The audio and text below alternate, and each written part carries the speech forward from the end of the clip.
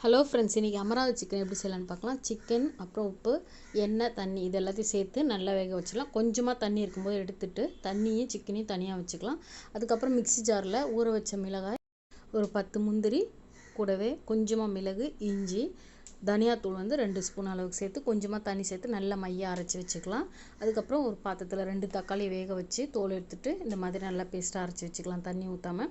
அப்புறம் கடாயில் எண்ணெய் போட்டு கடுகு போட்டதுக்கப்புறமா துருவி வச்ச வெங்காயம் 2 சேர்த்து கருவேப்பிலை சேர்த்துக்கலாம். அது நல்லா வதங்கினதுக்கப்புறம் நீலவாக்கில் கட் பண்ண வெங்காயம் சேர்த்து அதுவும் நல்லா வதங்கினதுக்கப்புறம் துருவின தேங்காய் சேர்த்துக்கலாம். அதுக்கப்புறம் தோல் எடுத்த வேர்க்கடலை சேர்த்துக்கலாம். கூடவே அந்த அரைச்ச பியூரி இருக்கு இல்லையா, டொமேட்டோ பியூரி ஃபஸ்ட்டு சேர்த்து வதக்கிட்டு அதுக்கப்புறம் அந்த மிளகாய் விழுது சேர்த்து வதக்கணும். அதுக்கப்புறமா உப்பு சேர்த்து வதக்கணும். சிக்கன் வேக வச்ச சிக்கன் எடுத்து இதில் சேர்த்துட்டு வேக வச்ச தண்ணியை சேர்த்து நல்லா வதக்கணும். ஸ்டெப் பை ஸ்டெப்பாக எல்லாம் பண்ணிகிட்டே வரணும். லாஸ்ட் ஆஃப் பண்ணிவிட்டு லெமன் ஜூஸ் சேர்த்து கிளறிக்கலாம். சூப்பரான அமராவதி சிக்கன் ரெடி. உங்களுக்கு இந்த ரெசிபி பிடிச்சா மறக்காமல் ஒரு லைக் பண்ணுங்கள். தேங்க்யூ.